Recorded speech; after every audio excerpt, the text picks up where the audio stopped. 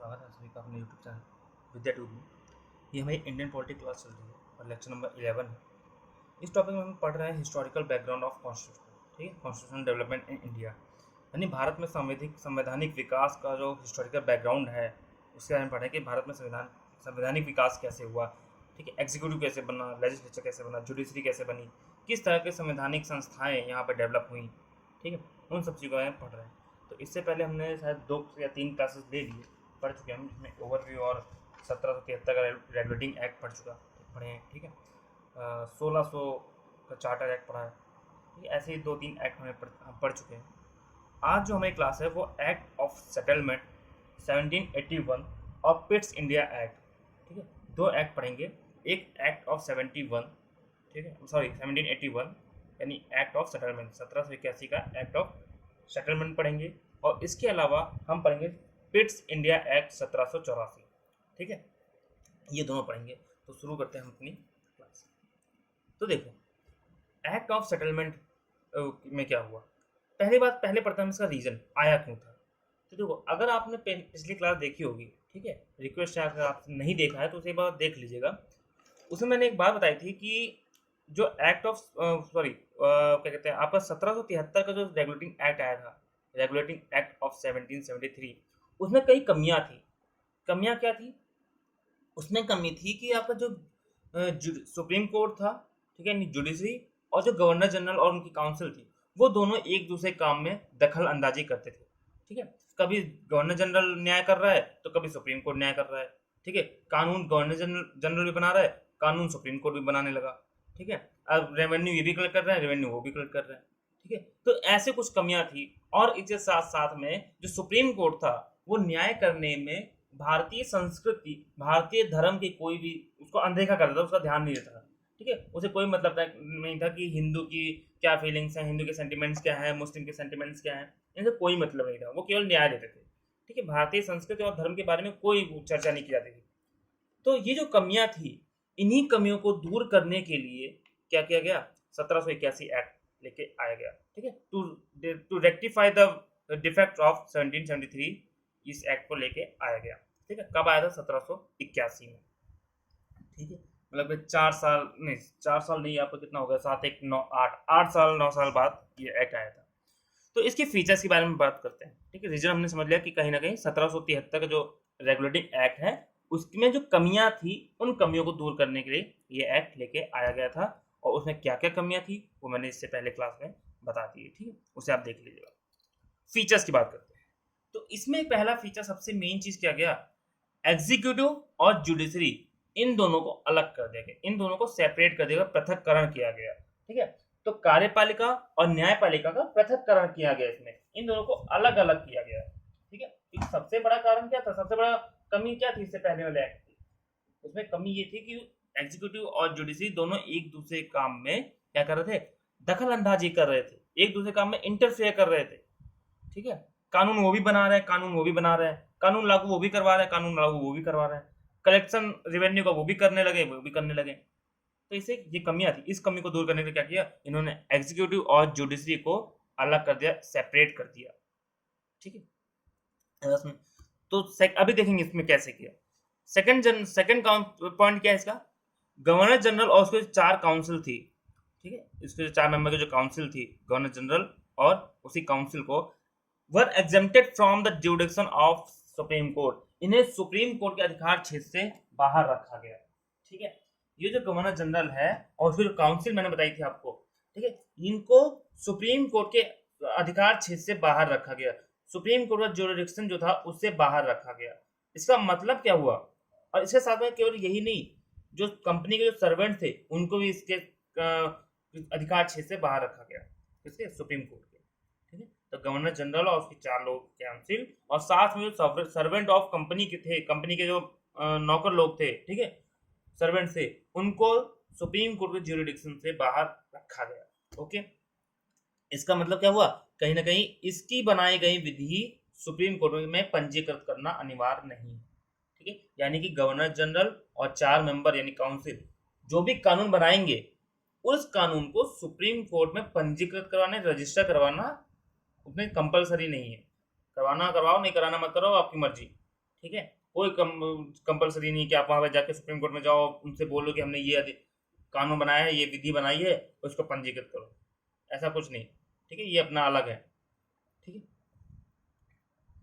It excluded the revenue methods and the matters of arising in the collection of revenue from jurisdiction of supreme court. और इसने क्या किया, इसका supreme Court के jurisdiction से, ये सुप्रीम कोर्ट है आपका, इसके जुरिडिक्शन यानी कि अधिकार क्षेत्र से रेवेन्यू के जो भी मैटर्स होंगे, यानी कि रेवेन्यू कलेक्शन करने का जो मैटर्स होगा, और रेवेन्यू कलेक्शन करने में जो भी चीजें मैटर्स राइज होंगे, अगर कोई प्रॉब्लम हो रही है, कुछ भी हो रहा है, तो उसको क्या करना, उसको भी इसके सुप्रीम कोर्ट के जुरिडिक्शन से अलग रखना। यानी कि सुप्रीम कोर्ट अब रेवेन्यू कलेक्शन नहीं करेगा। ठीक है, सुप्रीम कोर्ट काम केवल न्याय करना होगा, रेवेन्यू कलेक्ट करना, उसको जो भी मैटर सॉल्व करना, वो सारी चीजें गवर्नर जनरल और उसकी काउंसिल देखेगी, इनका नहीं, ये नहीं देखेंगे रेवेन्यू से रिलेटेड कोई भी चीज। ठीक है, आई बात समझ। तो सुप्रीम कोर्ट के जुरिडिक्शन से रेवेन्यू के मैटर उनको हटा दिया गया। ठीक है, अब सुप्रीम कोर्ट रेवेन्यू के मैटर नहीं देखेगी, रेवेन्यू कलेक्शन नहीं करेगी, रेवेन्यू के मैटर नहीं देखेगी, वो सब देखेंगे कौन, गवर्नर जनरल और उसकी काउंसिल। ठीक है, अगला पॉइंट क्या है, it also require the court to administrate the personal law of the defendants. ठीक है, यानी कि अब क्या होगा, जैसे एग्जांपल के तौर पे हिंदू को हिंदू पर्सनल लॉ, मुस्लिम पर्सनल लॉ, मतलब क्या हुआ, सर्वोच्च न्यायालय फैसले में, जो सर्वोच्च न्यायालय होगा वो अपने फैसले में भारतीय धर्म, संस्कृति, रीति रिवाज, इन सब का ध्यान देगी।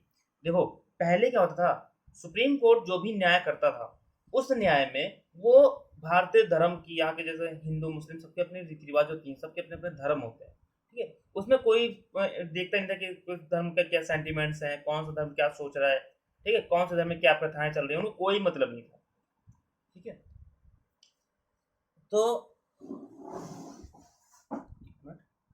हाँ, तो यहाँ पे क्या किया गया, इस एक्ट में ये कहा दिया गया कि आज से सुप्रीम कोर्ट जो भी एडमिनिस्ट्रेशन करेगी, जो भी ऑर्डर देगी या न्याय करेगी, उसमें यहाँ के लोकल जो लॉ है, सॉरी रिलीजन है, ठीक है, जो धर्म है, उनके रीति रिवाजों को ध्यान में रखेगी।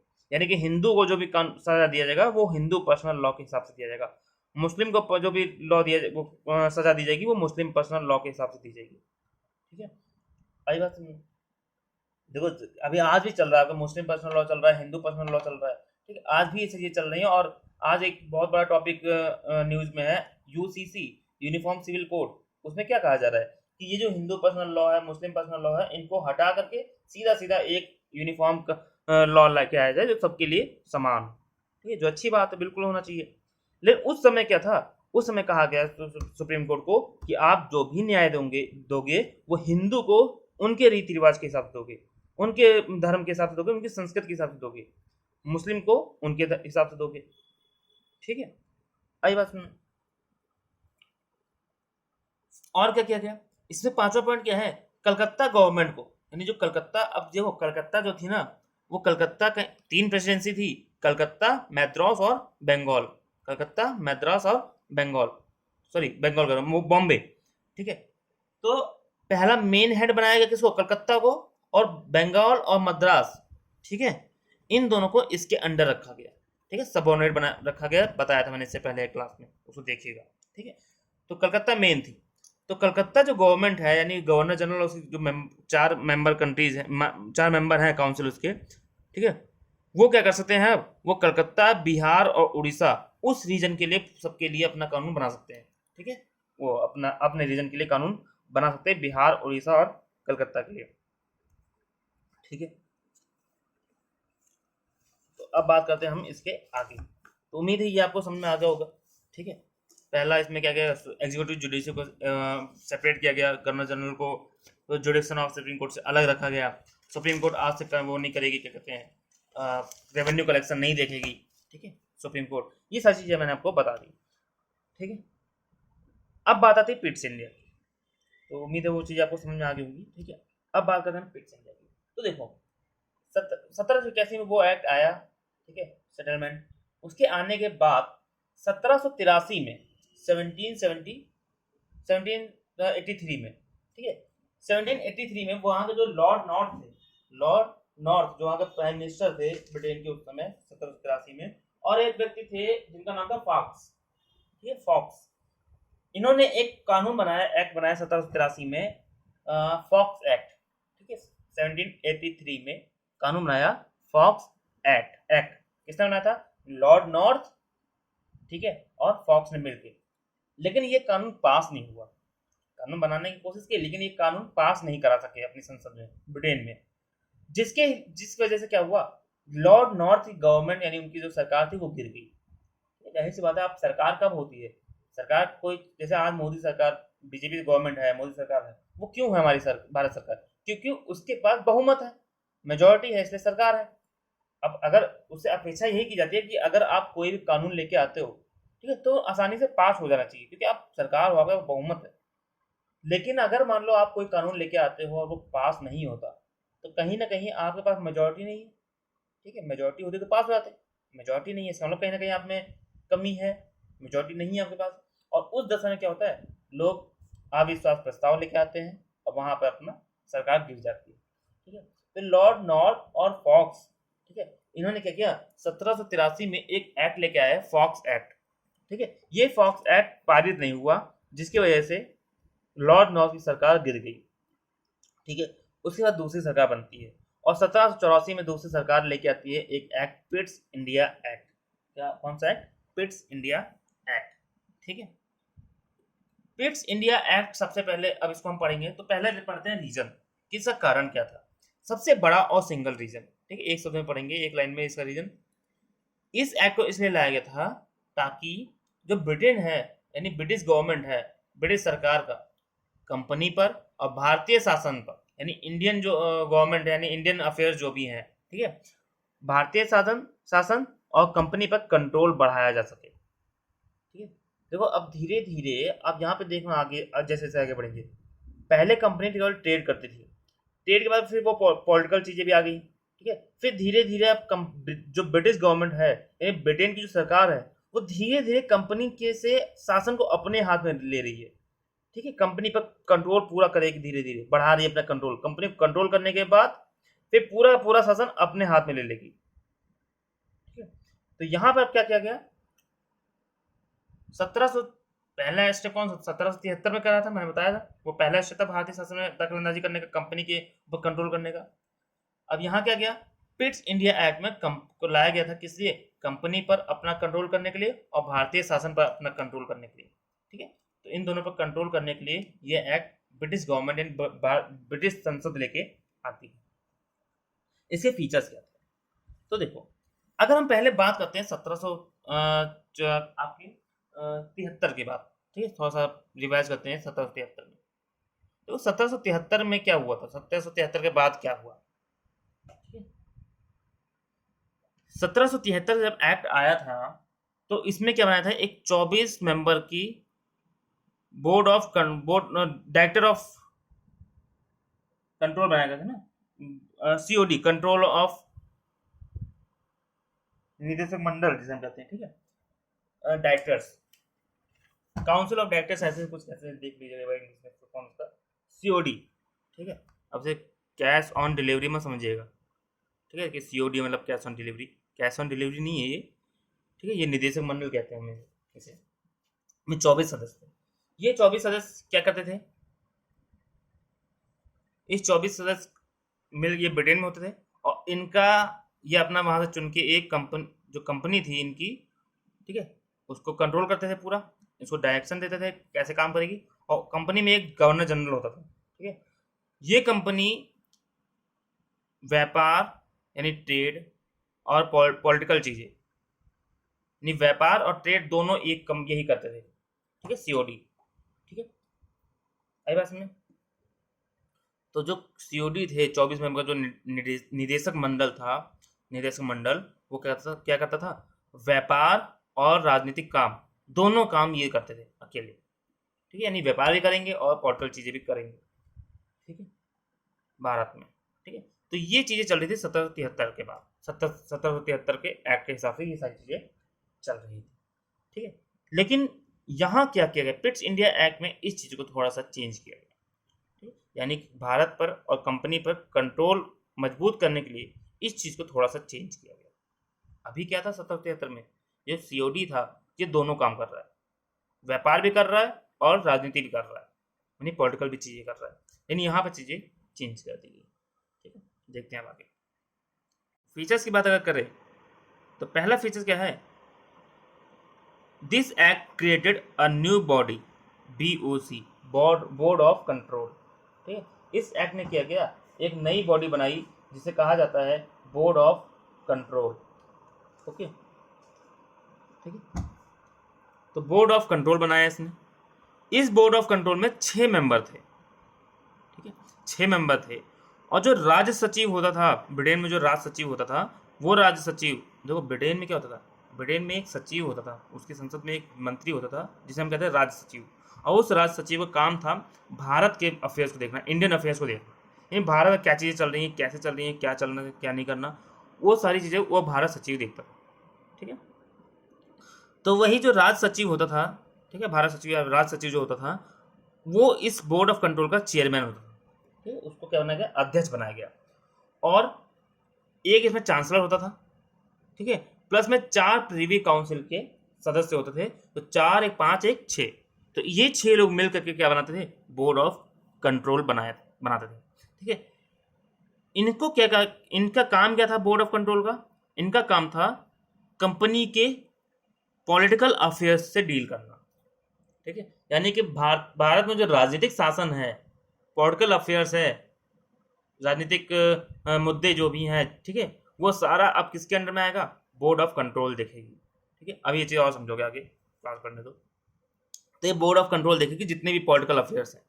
ठीक है, तो इस तरह से अगर देखा जाए तो सेकंड पॉइंट इसका इंपॉर्टेंट है कि इसने क्या किया, कमर्शियल और पॉलिटिकल फंक्शंस को, जो कंपनी पहले क्या कर रही थी, कमर्शियल फंक्शन और पॉलिटिकल फंक्शन दोनों एक ही कंपनी कर रहे थे अकेले, एक ही COD, लेकिन अब क्या किया, यहाँ पर कमर्शियल फंक्शन को अलग कर दिया गया, पॉलिटिकल फंक्शन को अलग कर दिया गया। ठीक है, यानी कि आपका जो COD है, ठीक है, निदेशक मंडल, जो 24 सदस्य हैं, वो कमर्शियल चीज़ें करेंगे, यानी ट्रेड करेंगे, उनका काम केवल कमर्शियल चीज़ों को देखना है, यानी व्यापारिक मुद्दों को देखना है। ठीक है, ट्रेड कैसे होगा, कहाँ क्या हो रहा है, क्या नहीं हो रहा, ये कम ट्रेड जो करेगा वो COD को देखेगा, COD देखेगा ट्रेड को।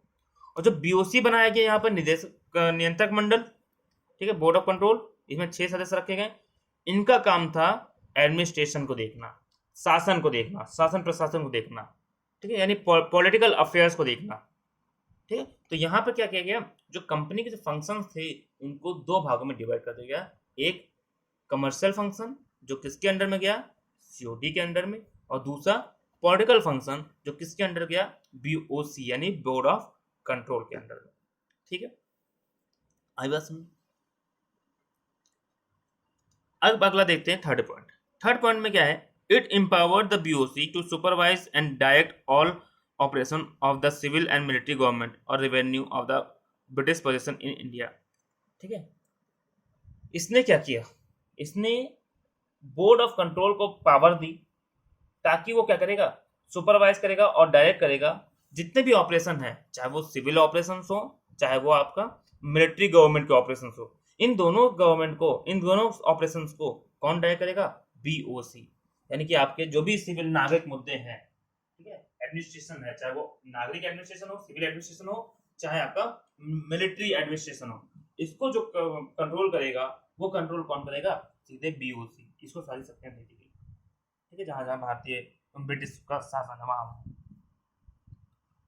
अब देखो अगला पॉइंट क्या है, फोर्थ पॉइंट क्या है, the company's territories in India were for the first time called the British possession in India। ठीक है, यानी कि ये जो एक्ट था, इस एक्ट में पहली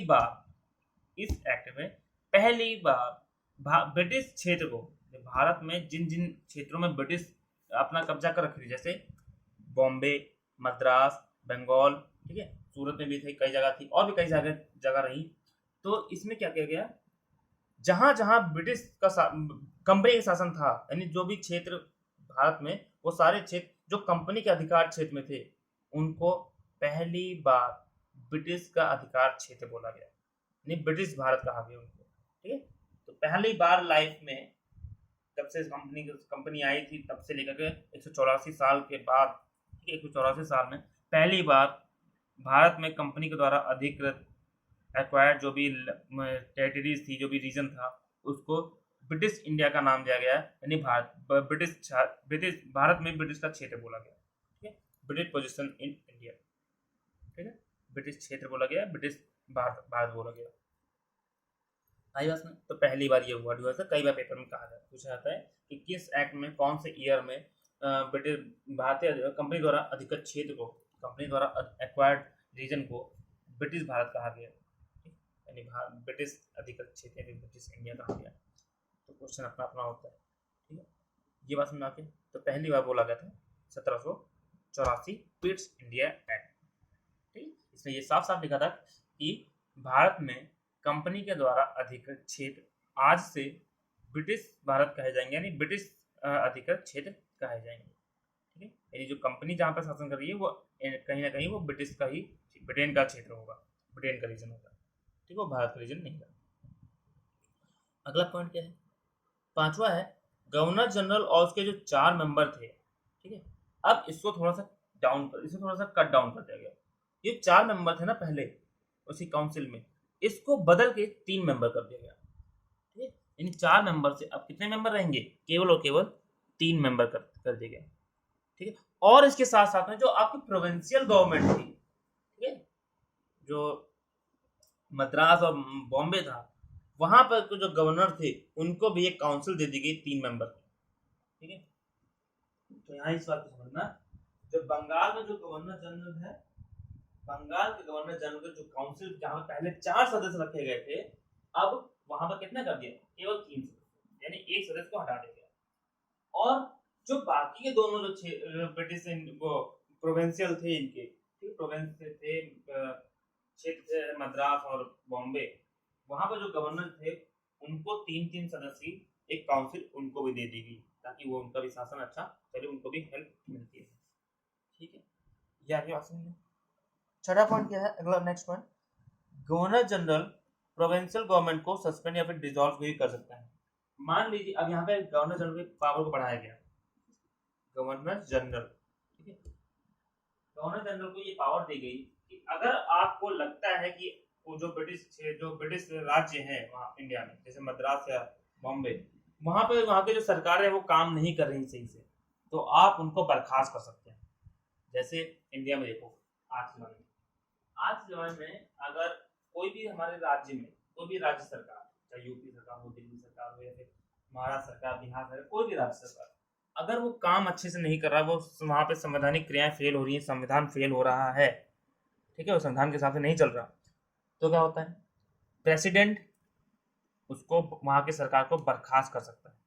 ठीक है, आईएएस में जैसे हम स्टेट इमरजेंसी पढ़ते हैं आर्टिकल 356, तो वैसा ही सिस्टम यहाँ पे था कि यहाँ जो गवर्नर जनरल था वो प्रोविंशियल गवर्नमेंट को डिसॉल्व कर सकता था समय समय पर। ठीक है, अपने हिसाब से, जब भी अगर देखे कि काम सही नहीं कर रहे हैं वो लोग, आईएएस में। और इसके अलावा एक चीज और, ये जो मैंने बताया था यहाँ पे गवर्नर जनरल और तीन मेंबर काउंसिल कर दी गई, इस 3 मेंबर, ये 3 मेंबर है, गवर्नर जनरल तो है ही अलग, वो तो है ही है, ठीक है, इस 3 मेंबर में एक मेंबर जो होगा वो कमांडर इन चीफ होगा। ठीक है, वो क्या होगा, कमांडर इन चीफ, यानी कि सेना प्रमुख। ठीक है, आई बस में। अगला क्या है, 7 point, before making an war and treaty with the native king, the British government to take permission, British government permission has to be taken। ठीक है, यानी कि मान लीजिए पहले क्या होता, इस एक्ट से पहले कंपनी को जिस भी राजा से युद्ध करना था, जिस भी राजा से आपको संधि करनी होती थी, उसे किसी की परमिशन लेने की जरूरत नहीं, उनको ब्रिटेन की परमिशन लेने की जरूरत नहीं थी, उनका जहां मना था युद्ध कर लेते कंपनी। लेकिन यहाँ पर क्या किया गया, यहाँ पर एक बाउंड कर दिया गया कंपनी को कि अगर कंपनी जो है, अगर किसी भी नेटिव राजा यानी भारतीय राजाओं से अगर युद्ध कर रही है, वॉर कर रही है, ट्रीटी कर रही है, तो ट्रीटी या वॉर करने से पहले आपको किससे परमिशन लेना पड़ेगा, ब्रिटिश गवर्नमेंट से परमिशन लेना पड़ेगा।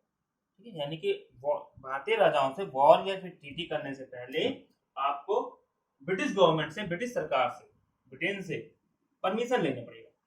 ठीक है, अच्छा, इसका परिणाम क्या निकला, इसका सबसे बड़ा रिजल्ट क्या निकला, ठीक है, इसका सबसे बड़ा रिजल्ट ये निकला, परिणाम ये निकला कि अब अगर कोई भी वॉर होगा 1784 के बाद, जो भी वॉर होंगे या फिर जो भी ट्रीटी होंगी, संधियां होंगी, उसमें कहीं ना कहीं ब्रिटेन गवर्नमेंट का परमिशन है। मतलब वो कर तो रही कंपनी, लेकिन इनडायरेक्टली या डायरेक्टली कहीं ना कहीं उसके ऊपर परमिशन है किसकी, ब्रिटेन गवर्नमेंट की। ठीक है, यानी कि कहीं ना कहीं अगर इसको ऐसे शब्द में, दूसरे शब्दों में बोलूं, तो अगर कंपनी किसी से वॉर कर रही है तो एक्चुअल में कंपनी वॉर नहीं कर रही, वो वॉर कर रही है ब्रिटेन। अगर कंपनी किसी राजा के साथ संधि कर रही है तो तुम्हें दिख रहा है कि हाँ वो राजा एक कंपनी है, वो ईस्ट इंडिया कंपनी, वो संधि कर रही है, लेकिन एक्चुअल में संधि कौन कर रहा होगा, ब्रिटेन। ठीक है, आपका ब्रिटिश गवर्नमेंट। ठीक है, तो एक तरह का कहीं ना कहीं जो कंपनी है ना, वो एक as a on the behalf of संधि या वॉर करेगी, किससे किसका किसके बिहाफ पर, आपका ब्रिटेन गवर्नमेंट, ब्रिटिश गवर्नमेंट। ठीक है, तो इसका सबसे बड़ा परिणाम ये निकला कि अब जो भी ट्रीटी होंगी, जो भी वॉर होंगे, वो कहीं ना कहीं ब्रिटेन गवर्नमेंट के हिसाब से होंगे, ब्रिटेन गवर्नमेंट ही उन्होंने कर रही है। ठीक है, हम पहले नहीं, ऐसे नहीं होता, पहले कंपनी अपना जहाँ वॉर आता था, मन होता था कर लेते, जिससे के साथ संधि करना हुआ उसके साथ संधि कर लेते। ठीक है, लेकिन अब ऐसा नहीं होगा। तो उम्मीद है आपको इतना समझ में आया होगा। ठीक है, तो वीडियो को पूरा देखिए, लाइक करिए, कमेंट करिए, शेयर करिए, और चैनल सब्सक्राइब करके बेल आइकन प्रेस करें ताकि हमारी नोटिफिकेशन आपको मिलती रहे। ठीक है, और सपोर्ट करें ताकि हम ऐसे ही वीडियो आपको देते रहें समय समय पर। तो मिलते हैं फिर अगले क्लास में एक नए टॉपिक के साथ, तब तक के लिए गुड बाय, सी यू।